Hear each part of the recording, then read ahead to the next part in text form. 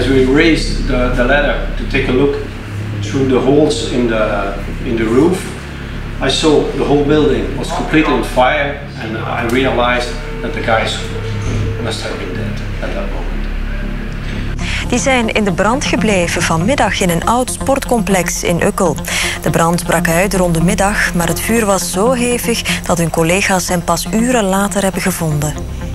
Op dat ogenblik is er wat wij noemen dus een flashover geweest, een lichte, laten we zeggen, instorting. En dus waarvan de beide brandweermannen en een collega stagiair officier, die dus gewond geweest is of geworden. En de twee anderen zijn dus spijtig genoeg overleden. Takkenje was een heel sympathieke gast die in, hoe moet ik zeggen, voor iedereen is de wereld een formidabele collega, voor allemaal. The fire in an abandoned building on August 3rd, 2008 seemed like a mystery for some time for firefighters and the public in Brussels. How was it possible that two very experienced firefighters, one of them a junior flashover instructor, could get caught in such a deadly trap in a seemingly routine operation? In order to understand the complexity of this industrial fire, we will attempt to recreate the order of events and the fire development as closely as possible. What the Brussels Fire Department saw when they first arrived was two abandoned buildings that were connected by an open walkway.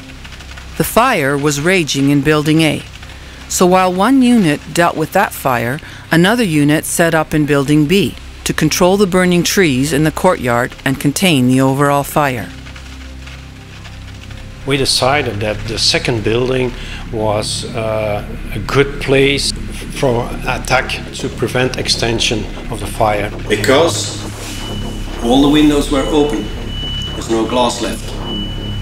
The back side of the building was completely closed. This was open. These guys were protecting the corridor in the 70 and preventing the trees to cause fire. These guys were here to attack the building and to prevent the trees here. The two firefighters who died, Patrick Batzilier and Hélène Taquinière, were inside Building B and attacking the fire from the open part of that building. Anne Wieben, a fire officer in training, was also in the building when Albert and his colleague were asked to go in to replace Patrick and Hélène. As I arrived, the officer asked me, well, take another man with you and bring me back the ladder man so we can put the ladder and use it. Now we have water supply, we can use the ladder to work from height downwards to the roof and the trees. Okay, I entered the building, and at a certain moment we were progressing in already thick smoke. Black smoke. We were progressing, following the line, and at a certain moment the man before me falls down. He comes towards me and he says, I can't find the line anymore, something fell down on the line, and he saw there were little fires on the floor. So probably I get up, I full length, and I touched my shoulders, the heat, smoke, and immediately I said, okay, this is not normal. There's thick smoke, black smoke, there's a lot of heat. This situation is unsafe. I said to the man, come, we're going out immediately. We risk an explosion. There were two flashovers that were confirmed by the ladder man outside. First, he saw the roof change color with small flames coming out between the walls and the roof. So he tried to alert the team by sending out an evacuation message on the radio, but no one heard it. He had also tried visually alerting Batzilier and Taquinière by shooting water at them from the basket. Then he saw the roof lift up with the first flashover. He also saw the walls on the open side of the building cave in, blocking the escape route for the firemen working inside. At the moment we're going out, we hear on the radio officer in training yell, I'm on fire, I've been hurt, it's hot. There was something wrong. When the first flashover occurred, Anne Wieben was burnt by debris falling on her shoulders. Yet heavily disoriented, she managed to crawl behind a brick wall to take cover. What saved her from the second flashover was that she saw an emergency exit sign above a staircase leading down to the basement. It was barricaded, so she had to break through and jump down. Once she was in the basement, she saw light coming from a window, so she made herself heard and was rescued from there. At the moment of the flashover, there were 2, 4, 6, 7 people inside. 5 got out, and at that time I knew there were still 2 people inside the building. Batzillier and Taquinière were now trapped, but apparently still alive, because the latter man outside heard them banging on the opposite wall of the building on the boarded windows.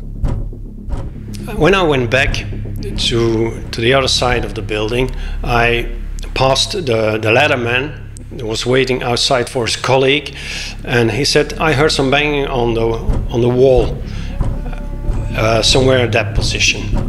I memorized that position, and he said, "We tried to get there with the ladder, but the ladder was too long. The ladder was standing too close to the wall." So I asked them to move the ladder a little further and then to try again. They lost about a minute and a half repositioning the ladder truck to gain better access to the windows. They lost even more time when they realized the windows were boarded shut on both sides.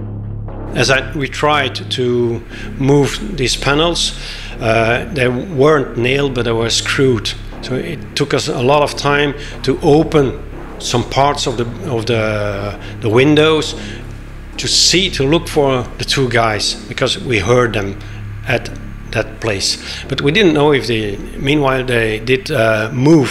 So I took every window, broke the panel and looked inside. But after a few minutes, we were convinced that there was no hope left because of the intense heat. They tried several other attempts to rescue Batzillier and Taquinière, but had no luck. Eventually, both men were found dead. One was found lying on the ground with a head injury, and the other was found crouched up against the wall with the hose in his hands.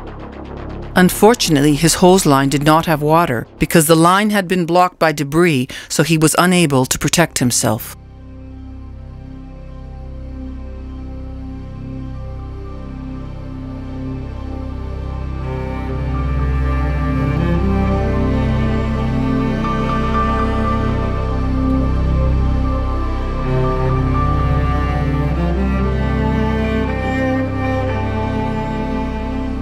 The death of the 2 Brussels firefighters remained headline news for several months in Belgium.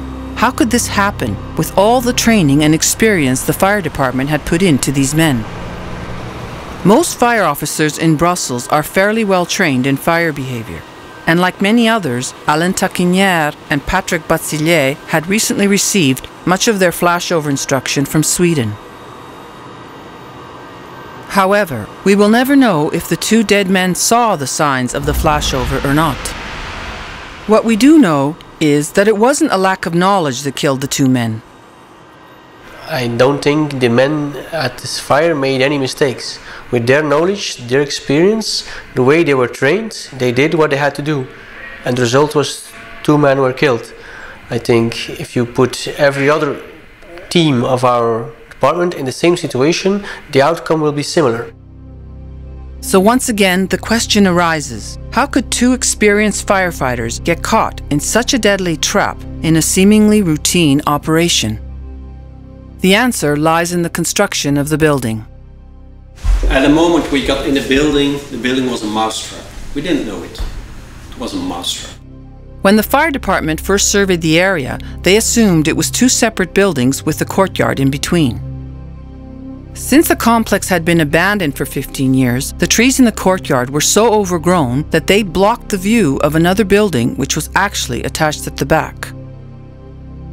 One of the main problems at the Ukkel fire was that the people in command didn't know how the building was built up.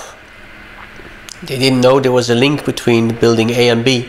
If we had aerial cameras, in some departments in Belgium they have thermal images from the police on helis that arrive in the commanding vehicle. maybe with that machinery we would have known there is a problem in building B. They also thought they were approaching a brick building with a flat roof, when in fact they were dealing with 3 buildings connected by an unsectioned attic with insufficient firewalls. This gave the smoke full freedom to move and accumulate all throughout the complex, which in turn caused the flashovers. I think there was a fire gas ignition in the false ceiling. I think that the gases that were accumulated there reached a flammable mixture, and they were ignited by the fire in building A. In such condition, when you're trapped, there is no escape. It's too late. You have to be warned by the signs before. You have to get out of the building before the flash takes place.